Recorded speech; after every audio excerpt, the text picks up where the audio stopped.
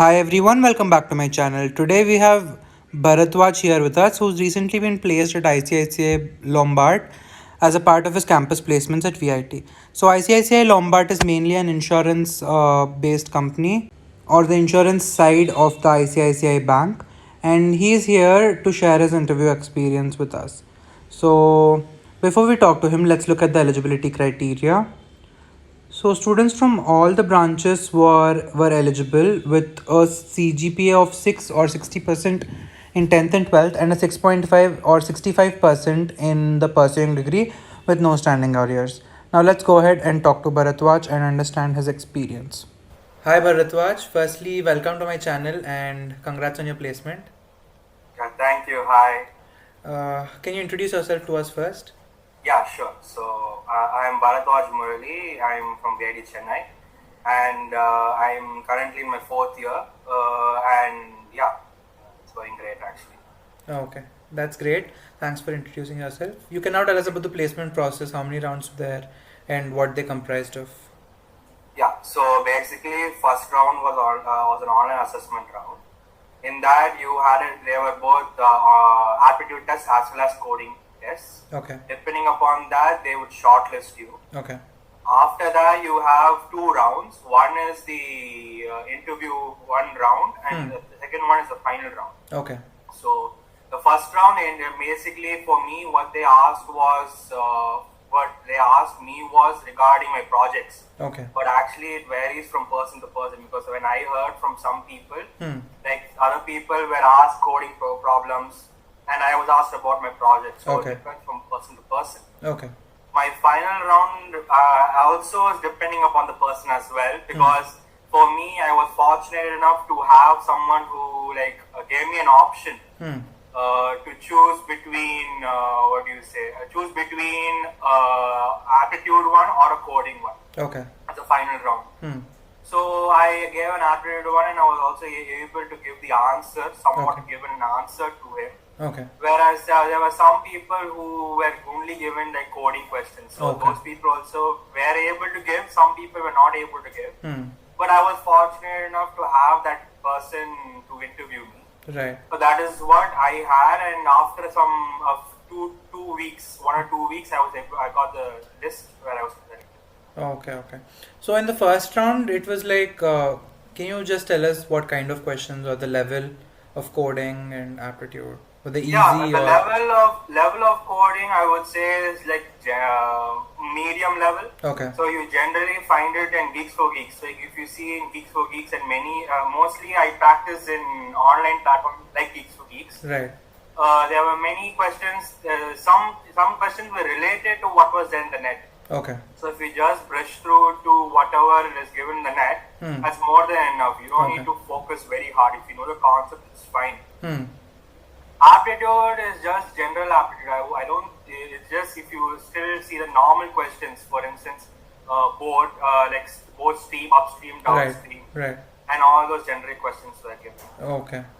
Okay. And about your first interview round, about the projects, they asked you like very deeply, or it was like how long was it, and what was it like? It was around 20 minutes. Okay. Where they specifically saw my resume and asked me one question about my resume, that is one of my projects. Okay. Which was related to IoT. So best thing is you have to know your resume thoroughly. That is one of the most important things, because you don't know what question they might ask. You can't just have one thing in hand and the other thing you can't just leave it. Right. You should know everything beforehand.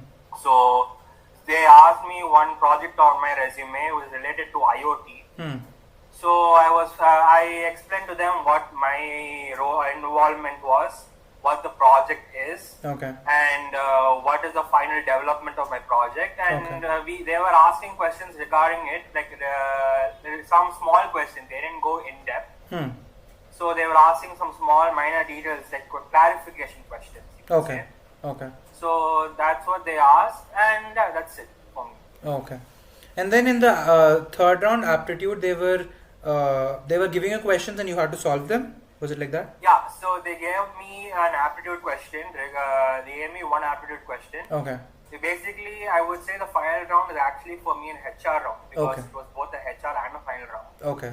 So that was where they asked me one aptitude question, and I just had to answer it like what my thought process is, Right. and all those stuff. That's what they asked.